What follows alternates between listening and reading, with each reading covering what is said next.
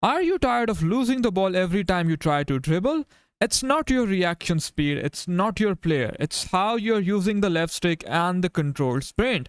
Fix those and suddenly you'll glide past defenders with ease. But I wish it was that easy. This is the foundation. It is all about how you move your left stick. There are two ways in which you can left stick dribble. The first one is where you gently move the left stick like this, okay? Just pay close attention on how Kylian Mbappe is moving. Now, the second common way of moving the left stick is where you can hear the clicking sound like this, right? As you can see, this is where I'm moving the left stick out fully. It's all about the dead zones. And this is where I am being gentle on the left stick. As you can see, there is a big difference between these two dribbling animations. That is why it is important to understand what you are doing on the left stick. Most of the times, we don't want this clunky animation, right? So you want to be able to just gently move the left stick.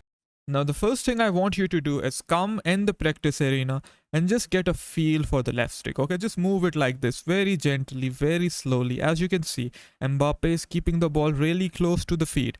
Look at the left stick. It's really close to the feet. It's very easy, very nimble, very smooth. Okay, now if we want to take an aggressive touch, that is when we mash the left stick. Okay, as you can see. Now, this is all about knowing when to mash it or when to just caress it.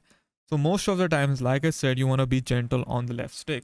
This year, EA Sports added dynamic dribbling, and dribbling is a lot better as compared to the opponent's jockeying. Now that we know there are two ways to move our left stick, I'll show you when to use which technique in game. But before that, listen up. If you want to stop wasting time and actually start winning on FC26, I just opened my school community. For the price of a lunch, you will get the shortcuts that guarantee improvement. You can keep grinding blindly, or you can join my school community where I review your gameplay personally. It's cheaper than coaching, and I give you the secret sauce that is not available on YouTube. Now, talking about left stick dribbling, guys. We want to left stick dribble towards the space. It is important to know this. This is a very tight situation. There are only two dribbling tricks which will help us score in this situation. The trick we are going to use is the simple left stick dribbling.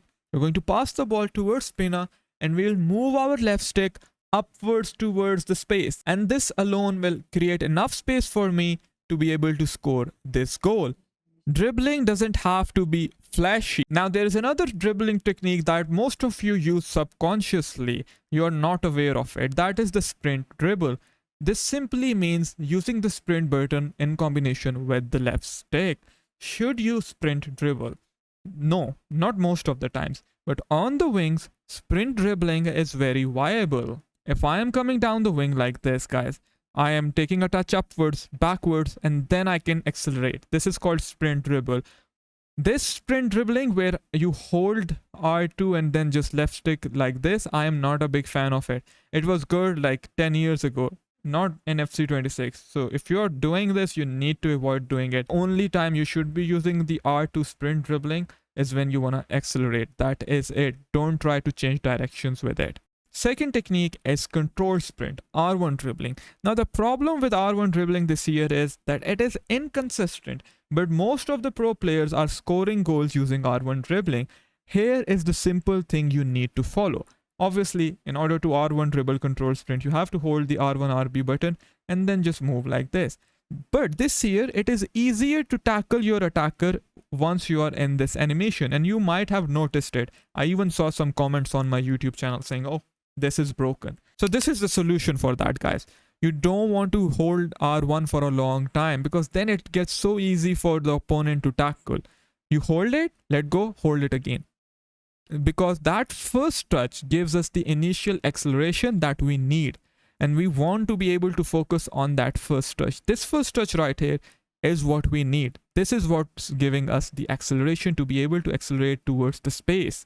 R1 dribbling was the best in FC24. It was good in FC25. It's still good in 26. But I would not recommend holding it and then dribbling like this because this gives you a bad ball contact. Look, the ball is further away from the feet. Bad contact. Easy for the opponent to win the ball back. This is where we can use sprint dribbling. We sprint, double tap the R2 button or flick the right stick. Dribble, dribble, dribble left, dribble right. Watch this clip again. Because dribbling is all about confusing your opponent. Make him think you're gonna go in one direction and then go the other way. Now, realistically, we have two options, okay? Either we can go towards the blue arrow or towards the red arrow. I want to go towards the red arrow because that is where the space is, so I can cut the ball back. But if I just take a touch towards the red arrow straight away, the opponent will think, okay, he's going to go down the line, he can tackle me, win the ball back. So therefore, we first go up, then we come down.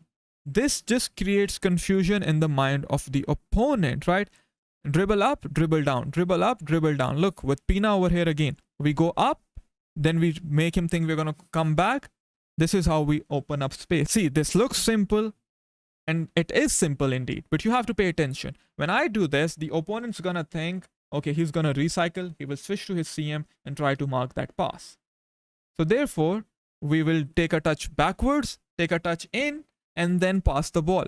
These little movements help us create space.